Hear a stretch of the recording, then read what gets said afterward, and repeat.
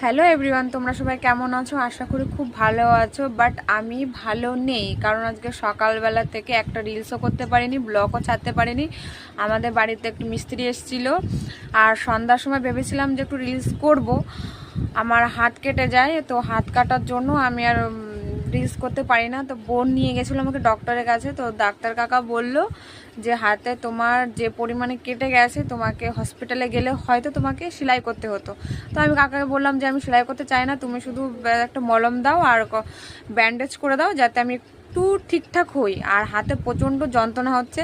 সবথেকে মজার বিষয় এটাই হলো যে গতকালকে আমার বোন সেম টাইমে, আমার বোনের যখন পা মচকে যায়, আজকে ঠিক একই টাইমে আমার হাতটা আজকে কেটে গেছে। তো আমরা দুজন যখন বাজারে যাই তখন হাসছি, দুজন দুজনকে দেখছি আর হাসছি। কি বলবো, কিছুই বলার নেই। তো ডাক্তার দেখে বাড়িতে এসেছি, এসে ড্রেস চেঞ্জ করে তোমাদের সঙ্গে একটু শেয়ার করলাম। তো তোমরা ভগবানের কাছে প্রে করো যাতে আমি তাড়াতাড়ি সুস্থ হয়ে যাই, ভালো হয়ে যাই, আর তোমাদেরকে নতুন নতুন ব্লগ যেন দিতে পারি।